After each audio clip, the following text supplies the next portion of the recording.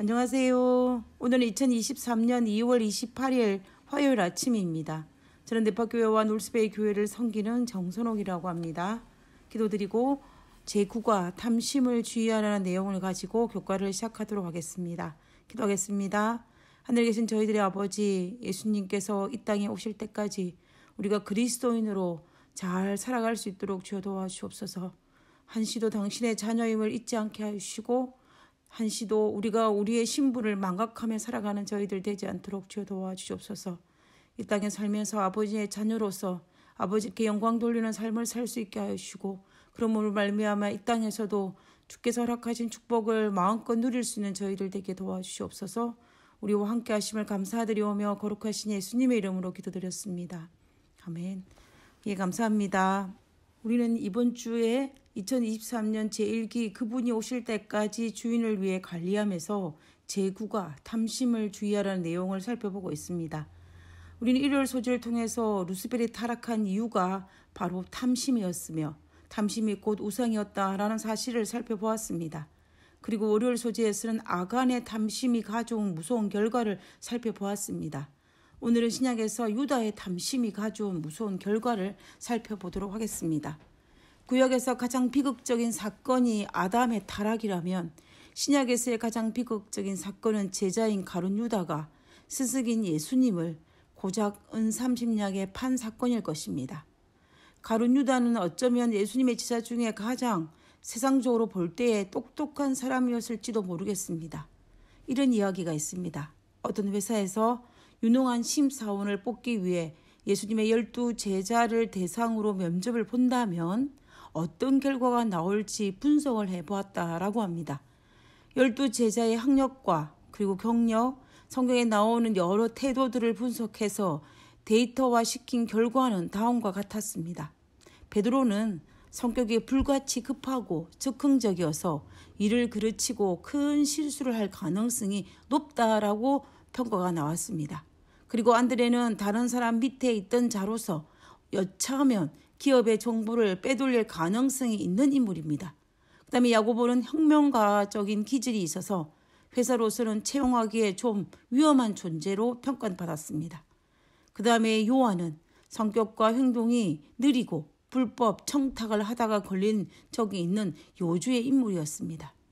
그리고 빌립은 합리적이고 계산이 밝아 아무도 모르게 공금을 횡령할 가능성이 있는 인물로 평가받았습니다.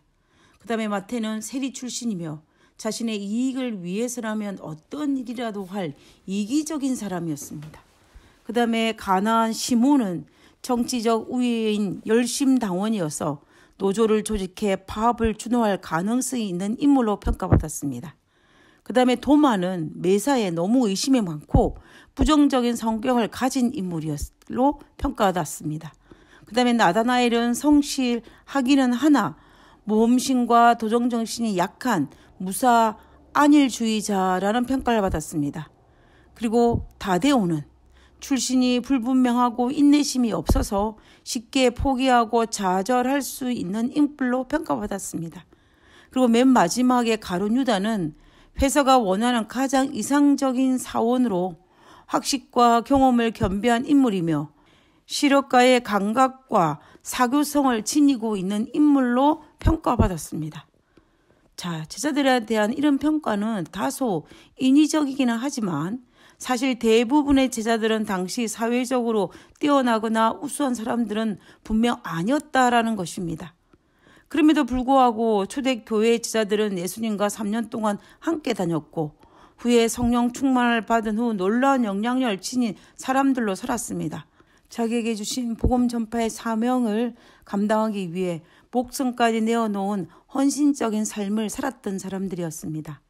가장 비근한 예로 겁장의 베드로는 고난을 받고 있는 예수님을 모른다고 부인했지만 얼마 지나지 않아 성령 충만함을 받고 난 이후에는 자신을 위협하던 그들 앞에서 하나님 앞에서 너희 말 듣는 것이 하나님 말씀 듣는 것보다 옳은가 판단하라고 담대히 말하는 사람이 되어 초대교회의 기둥이 되지 않았습니까? 이처럼 예수님의 제자들은 약점도 많고 부족하였지만 실패하기도 하였지만 포기하지 않고 자신을 쳐서 복종하였기에 약점이 장점이 되어 초대교회 기둥이 되었던 것입니다. 그러나 가룟 유다는 달랐습니다. 어쩌면 그는 장점이 약점보다 많은 사람이었지만 작다면 그 작은 약점 하나를 극복하지 못하고 그 약점이 자신의 온 영혼까지 팔아버린 인물의 주인공이 된 사람이 바로 가룟 유다입니다. 가룟 유다는 다른 제자들과 달리 본인이 찾아와 제자가 되겠다고 한 인물이었습니다. 그렇다면 이 욕심 많은 가룟 유다가 예수님을 선택할 만큼 그런 똑똑한 인물이었다는 것입니다. 다시 말하면 예수님을 알아볼 수 있는 눈을 가졌다라는 것입니다. 비록 예수님께서 세상의 왕이 되겠다라는 것이었지만 말입니다. 유다는 미래의 세상의 왕이 되실 예수님의 제자가 됨으로 말미암아 그때에 한 자리를 차지하고자 하는 마음이 너무나 컸습니다. 성경에서 유다의 캐릭터를 잘 알고 있는 한 사건이 요한복음 12장에 등장합니다. 예수님께서 유월절 어린 양으로 돌아가시기 6일 전에 예수님께서 자신이 죽으신다는 사실을 귀담아 들었던 누구보다도 예수님을 사랑하는 마리아가 예수님의 장례를 준비하기 위해서 향료 옥합을 가져와 발 아래 붓는 사건이 있었습니다. 이 사실을 지켜본 가룟 유다가 나서서 이렇게 이야기했습니다. 사실 항상 성질 급하게 먼저 나서서 이야기하곤 했던 인물은 베드로이지 유다가 아니었습니다. 그럼에도 불구하고 이번에는 그 신중한 캐릭터인 가룟 유다가 나선 것입니다. 이 말의 의미가 무엇일까요? 그것은 가룟 유다에게는 이 부분이 다른 제자들보다 심지어 성질 급한 베드로보다 훨씬 더 중요하게 여기는 부분이었다는 것을 알 수가 있습니다. 그 부분이 다른 제자들보다 약한 약점이었다라는 것입니다. 그것은 바로 재물에 대한 탐심이었습니다. 가룟 유다가 이렇게 이야기합니다. 요한복음 12장 3절과 5절에 제자 중 하나로서 예수를 잡아줄 가룟 유다가 말하되 이 향유를 어찌하여 300데나리오에 팔아 가난한 자에게 주지 아니하였느냐 하니 그러자 예수께서 대답하십니다. 7절과 8절에 예수께서 이르시되 그를 가만두어 나의 장례할 날을 위하여 그것을 간직하게 하라. 가난한 자들은 항상 너희와 함께 있거니와 나는 항상 있지 아니하리라 하시니라. 그러나 성경에서는 유다의 본심이 이러했다라고 이야기합니다. 이렇게 말함은 가난한 자들을 생각함이 아니요 그는 도둑이라 돈깨를 맡은 것이 넣은 것을 훔쳐감이러라. 우리는 이 사실에서 예수님께서는 유다의 탐심을 알고 계셨지만 직접적인 비난보다는 그를 훈계하고 돌이키고자 하신 것을 알 수 있습니다. 그러나 너무 슬프게도 성경에서는 예수님의 이런 자상한 훈계를 듣고 돌이키기보다는 마음의 찔림을 당하기보다는 오히려 잔치를 떠나 곧장 예수님의 원수들이 모여있는 대제사장의 궁전으로 들어가서 예수님을 은사순양에 팔아 넘기기로 했다라고 기록하고 있습니다. 우리는 유다가 예수님을 사랑하지 않았다고 절대로 이야기하지 못합니다. 그리고 그는 자신의 약점을 극복하고 변화되기를 사모하였다는 사실에 절대로 부인할 수가 없습니다. 만약에 그런 마음이 없었다면 성만찬이 벌어진 그 자리에서까지 예수님은 유다를 포기하지 않는 모습을 보이지 않으셨을 것입니다. 유다의 마음을 알기 때문에 예수님은 유다를 포기하지 않으셨습니다. 그러나 그럼에도 불구하고 유다는 자신의 약점과 결함을 극복하지 못했습니다. 왜냐하면 자신을 온전히 예수님께 맡기지 못했기 때문입니다. 그는 그의 약점을 극복하고 변화되기를 사모하였지만 온전히 하나님께 맡기지 못함으로 말미암아 그는 자신의 약점과 결함을 극복하지 못한 인물이었음을 알 수가 있습니다. 누구의 도우심을 받고서도요? 예수님의 도우심을 받고서도 말입니다. 자, 그러면 유다가 예수님을 따른 가장 핵심적인 목적은 무엇일까요? 그의 목적은 그를 예수님을 유대의 왕으로 즉위시키고 로마 제국을 몰아내고 유다를 세계적 강국으로 내세우는 것이었을 것입니다. 보리떡 5개와 생선 2마리로 5,000명을 먹이신 그때에 그들은 예수님을 왕으로 추대하는 일에 군중과 연합하였습니다. 아마 그때 가룟 유다가 앞장서지 않았을까 하는 생각을 하게 됩니다. 유다를 은 30냥을 탐하여 은 30개 예수님을 팔았다고 생각한다면 그거는 오산입니다. 유다는 은 30보다 훨씬 더 큰 것을 탐하였습니다. 그가 원한 것은 은 30보다 독립된 유다 왕궁의 재상이 되는 욕망을 가졌을 것입니다. 이것은 유다의 독립을 위한 예국심이요, 예수님을 유대의 능력 있는 왕으로 추대하므로 그 일이 이루어지게 될 것이라고 생각하고 은밀히 그런 일을 추진하고 있지 않았었나라는 생각을 하게 되는 것입니다.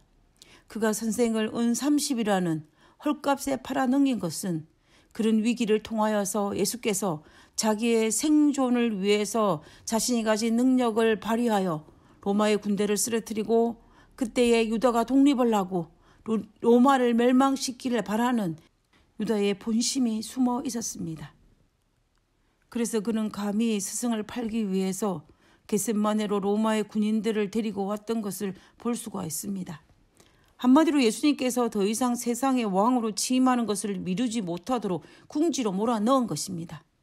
그래서 예수님이 세상의 왕이 되면은 당연히 이 모든 것을 계획한 유다는 높은 자리에 차지할 수 있을 것이라고 스스로 생각했던 것입니다. 결국 유다는 세상의 권력에 대한 탐심이 예수님의 의도가 무엇인지, 그분이 무엇을 바라시는지, 이 땅에서 그분의 진정한 사역이 무엇인지를 생각하지 못하게 하였던 것입니다. 저는 이 모습을 보면서 만약 유다가 조금 덜 똑똑했다면, 그리고 조금 더 추진력과 계획력이 없었다면 얼마나 좋았을까라는 생각을 했습니다. 차라리 우유부단했다면 얼마나 좋을까라는 생각도 했습니다. 그랬다면 그는 이런 엄청난 계획을 스승이신 예수님의 동의 없이 추진하지도 계획하지도 않았을 텐데 라고 말입니다. 이 사실을 깨닫고 똑똑하지 않음을 처음으로 감사하며 감사 기도를 드린 적이 있습니다. 우리 자신의 똑똑하지 않음도 감사의 조건이 분명히 됩니다. 그리고 만약 자신이 똑똑하다고 생각한다면 우리는 더 많이, 훨씬 많이 기도해야 합니다. 왜냐하면 가룟 유다처럼 될 수 있는 가능성이 높기 때문입니다. 그러나 중요한 것은 내가 똑똑하거나 덜 똑똑한 것이 중요한 것이 아니라 우리가 가진 크고 작은 결함들을 극복해야 하는 것이 훨씬 더 중요합니다. 우리 모두는 다 결함들을 가지고 있습니다. 결함을 가지지 않은 사람이 없고 혹시 결함이 없다고 생각한다면 정말 당신은 큰 결함을 가지고 있는 사람입니다. 이처럼 우리가 가진 결함을 극복하는 것이 우리의 평생의 과제입니다. 이 과제는 우리의 평생을 살아가는 동안 영원히 자유롭지 못하게 된다는 그 사실을 인정하고 날마다 하나님 안에서 나의 품성의 결함이 해결되도록 나 자신을 드리는 것이 훨씬 더 중요합니다. 그렇지 아니하면 이 결함이, 나의 부족이, 나의 약점이 나의 온 영혼을 집어삼킬 것입니다. 가룟 유다는 재물에 대한 탐심, 세상 권력에 대한 탐심의 결함을 극복하지 못함으로 말미암아 신약에서 벌어진 가장 비극적인 사건의 주인공이 되고 말았습니다. 우리는 이 사실을 보고 날마다 하나님 앞에 내 자신을 온전히 드림으로 우리의 약점이, 우리의 결함이 오히려 우리의 겸손한 이유가 되고 부복하는 이유가 되는 우리 모두가 되었으면 정말 좋겠습니다. 오늘도 하나님 앞에 부복하는 우리가 되기를 간절히 바라면서 오늘 교과를 기도하고 마치겠습니다. 기도하겠습니다. 포도원을 허는 작은 여우를 무심코 지나갈 때가 많이 있습니다. 누구보다 제 자신을 잘 알고 있는 저의 약점 그리고 탐심을 하나님 앞에 내려놓사오니 변화시켜 주셔서 하늘에 합당한 사람으로 준비되게 해 주시옵소서. 하늘에 계신 저희들의 아버지 하나님 앞에 부족하고 연약하고 약한 약점과 결함들이 있음을 아버지 앞에 고백하오니 아버지여 우리 약점과 우리의 결함을 받으시고 예수님 때문에 예수님께서 붙드심으로 인하여 그것이 우리의 발목을 잡지 않도록 도와주시옵소서. 아버지 오늘 하루도 하나님 앞에 모든 걸 내려놓사오니 아버지여 우리를 도우사 하나님의 자녀의 길을 벗어나지 않도록 하여 주시옵기를 거룩하신 예수님의 이름으로 기도드렸습니다. 아멘. 감사합니다. 좋은 하루 되시고요. 내일 뵙도록 하겠습니다. 감사합니다.